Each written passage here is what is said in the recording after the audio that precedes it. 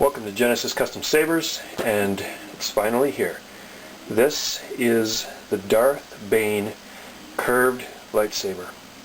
Now I know many of you in the hobby will look at this and go, oh, I thought Darth Bane had a different saber.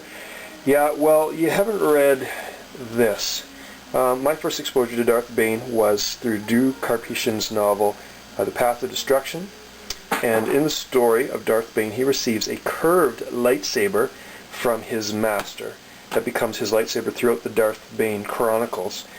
So what I wanted to do is I wanted to bring Drew Karpyshyn's vision to life of what Darth Bane's lightsaber might have looked like. All we know is that it was an ancient weapon and that it was curved or hooked.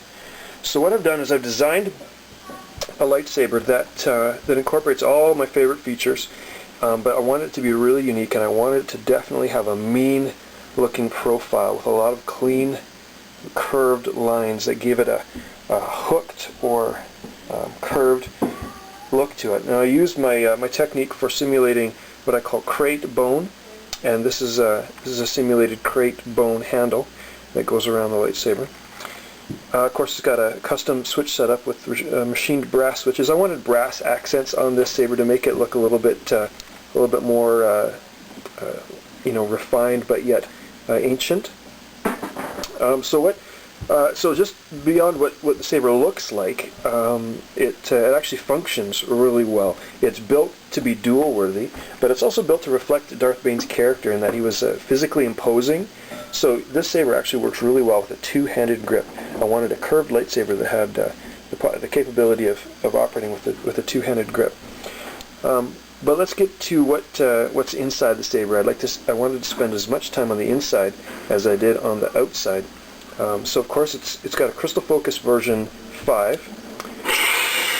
I removed the kill key, which covers the recharge port and activates the saber.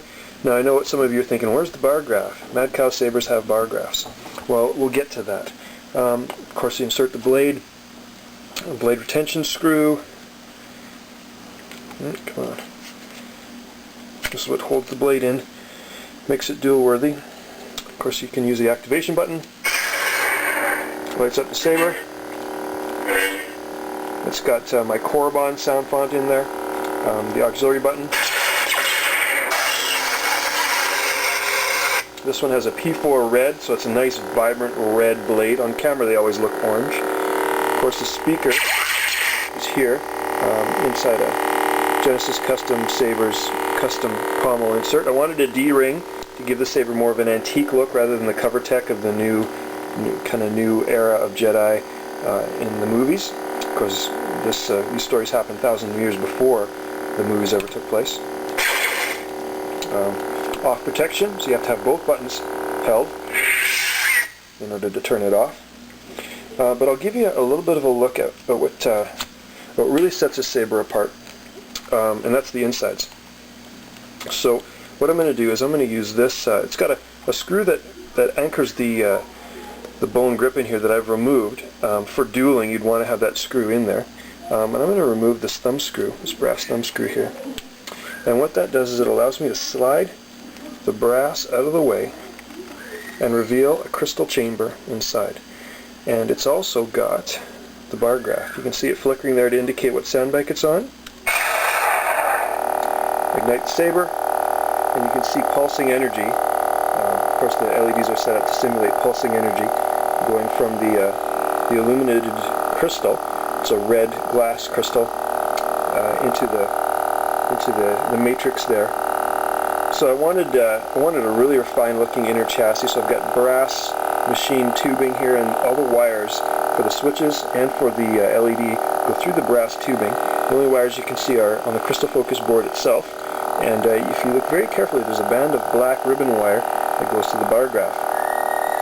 If you look really closely, you can't see it on camera, but underneath this brass rod here is a spinning rumble motor, so you can really feel the vibration of the saber as it's running. I wanted to make the crystal chamber also the access point for the electronics. So if I put the kill key in to shut off the saber, I have easy access to the micro SD card right there. So I can pop that out and I can make changes to the sound fonts and configurations. Pop it back in, the saber boots up, and it's ready to go. Of course, I've got my power level meter indicating there that my battery is it's about 5 bars, so just shy of full strength, which would be 7 bars. One added feature, I don't know if it's going to show up on camera with this, is if I put the bone handle back in place and I turn off the light, what I'm going to do is I'm going to just pop the button here to activate the bar graph again.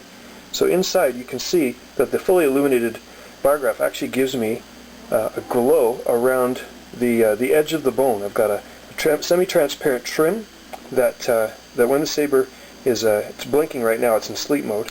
When I put it back into standby mode, got a bit of a glow that shines through, and I really like that feature. So it gives that saber just a kind of a hint of what lies beneath the dragon's heart, if you will, showing through the bone of the saber. So again, I'm really happy with how this one turned out.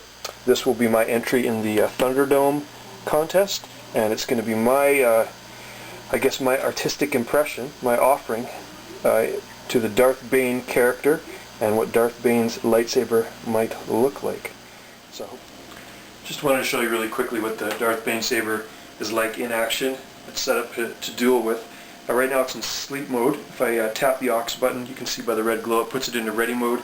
You can start it up in sleep mode or ready mode. Of course, it's got my Korriban sound font in there. It's a perfect sound font for this saber. Single-handed, works really well. Double-handed is very comfortable in the grip. Would easily outduel a Master Replica, probably break its blade. This one's going to hold up quite well.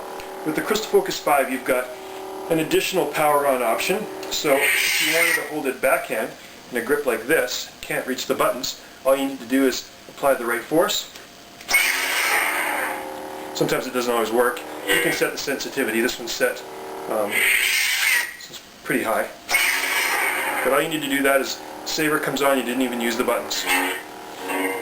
So that's my Thunderdome contest entry and my submission as what Darth Bane's curved lightsaber should look like.